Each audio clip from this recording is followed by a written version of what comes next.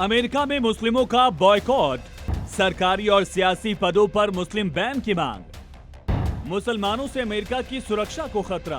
क्या मुस्लिम अमेरिका की सुरक्षा के लिए बड़ा खतरा बन गए हैं?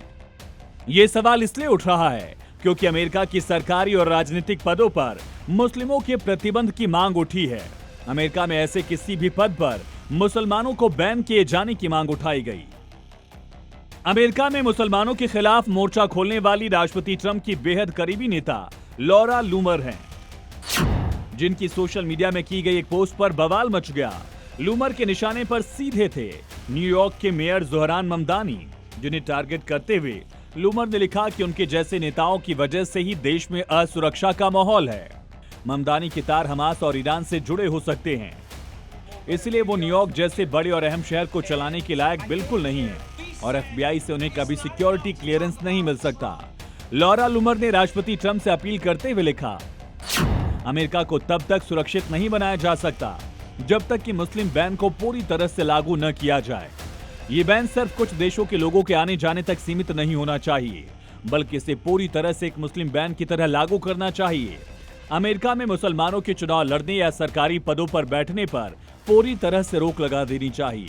अगर मुसलमानों को अमेरिकी राजनीति में आने दिया जाएगा तो ममदानी जैसे लोग ही सामने आएंगे, जो ईरान और हमास जैसे कट्टरपंथी समूहों के समर्थन में खड़े दिखाई देते हैं। अब सवाल उठता है कि आखिर अचानक ऐसा क्या हो गया कि लॉरा लूमर के निशाने पर मेयर जोहरान और अमेरिका का पूरा मुस्लिम समुदाय है।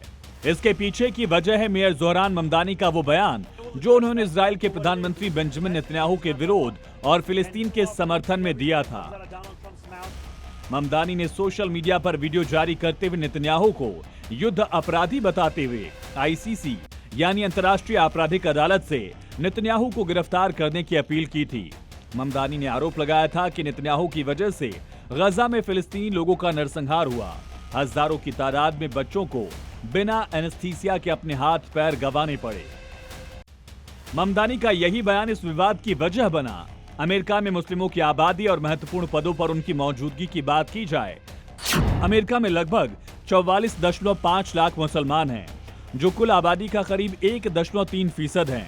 सबसे ज्यादा मुस्लिम आबादी न्यूयॉर्क, कैलिफोर्निया और इलिनॉइस में रहती है। अमेरिकी प्रतिनिधि सभा में वर्तमान में 4 मुस्लिम सांसद हैं। सभी राज्यों की विधानसभाओं में कुल 46 मुस्लिम विधायक हैं। अमेरिका में 200 से अधिक मुस्लिम स्थानीय पदों जैसे मेयर और काउंसलर हैं। हालांकि ममदानी का विवादों से चोली दामन का साथ रहा है। चाहे भारत की संप्रभुता हो या इजराइल की सुरक्षा, ममदानी लगातार अपने बयानों से आग सुलगाते रहे हैं।